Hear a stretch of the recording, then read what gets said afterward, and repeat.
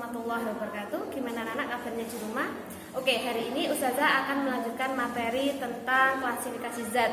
Hari ini saya akan masuk pada campuran dan juga asam basa. Kalau nutut nanti termasuk pada perubahan fisika, perubahan kimia, sifat fisika, sifat kimia.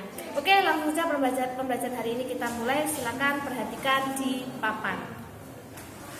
Campuran, ada beberapa jenis campuran, ya. Ada campuran yang pertama, yaitu adalah campuran yang tersusun dari dua atau lebih unsur sejenis. Mungkin ini termasuk molekul.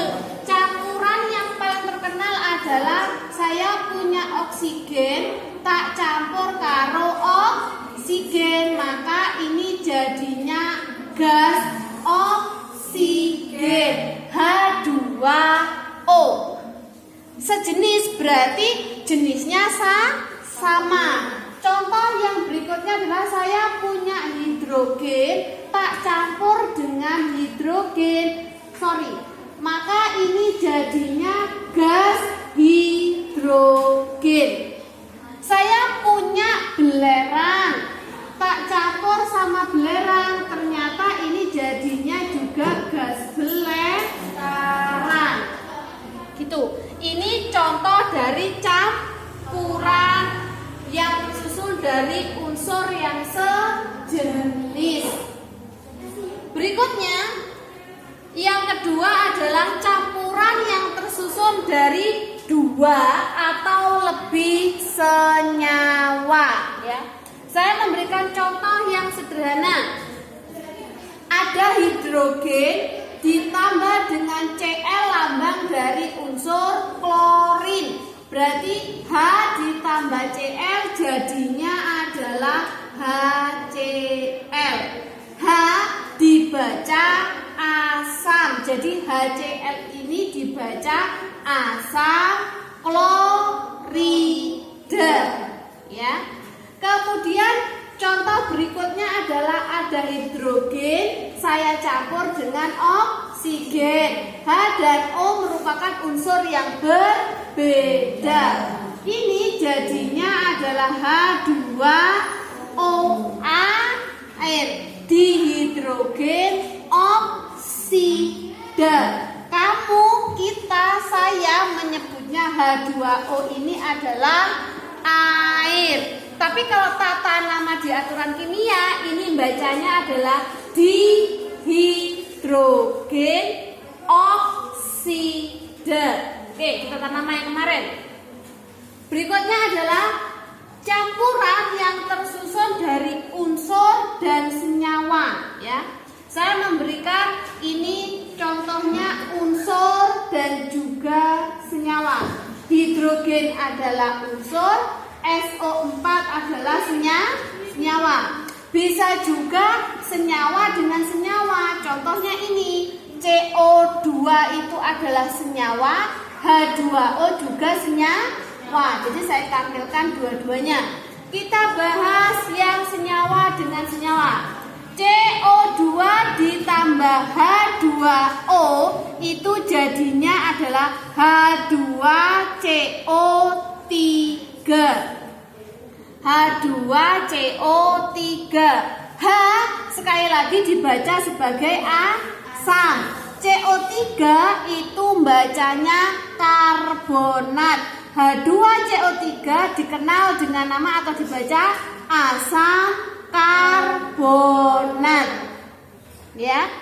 Berikutnya ada unsur H ketemu dengan SO4, maka ini menjadi senyawa baru H2SO4. Seperti tadi, H itu dibaca asam, SO4 dibaca sulfat. Hidrogen ditambah dengan SO4 maka jadinya asam sulfat, ya. Berikutnya campuran homogen. Campuran homogen itu adalah campuran yang tidak terlihat bidang batasnya. Tidak terlihat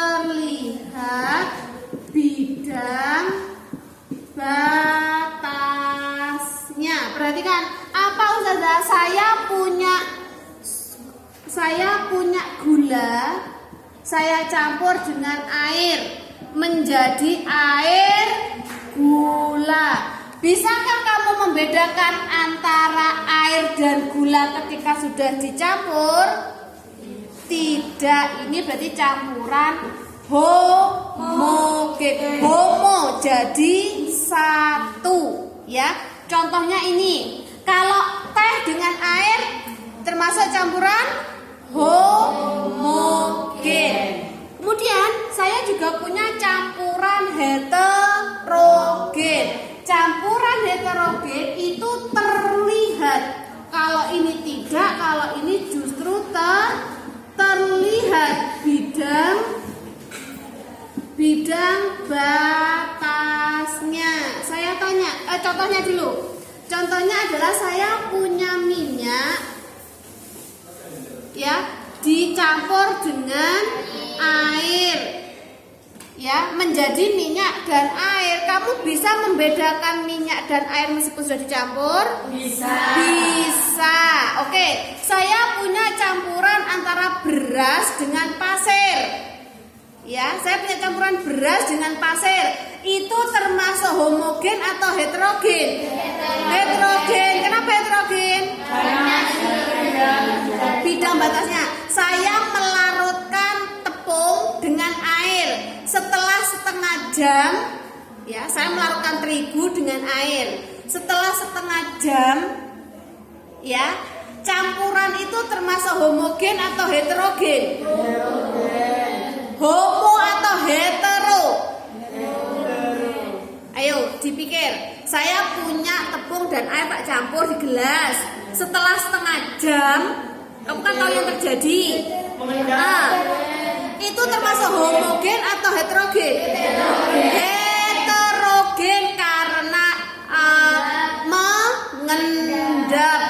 Ya, saya punya campuran air, saya meras kelapa, tak tambahi air. Air santan itu termasuk homo atau hetero? Homo atau hetero? Homo. Oke, tidak bisa di santan mana air kecuali sudah dipanaskan, ya. Saya punya larutan garam dan air tak campur, termasuk heterogen atau homogen? Homogen. Saya punya pasir tak campur karo saya punya pasir, saya campur dengan jagung. Heterogen. Bisa ya, yang di rumah juga bisa ya. Mohon maaf, saya juga mengajar di kelas, mengajar offline, jadi biar enak, jadi makanya ada suara-suara temanmu, ya.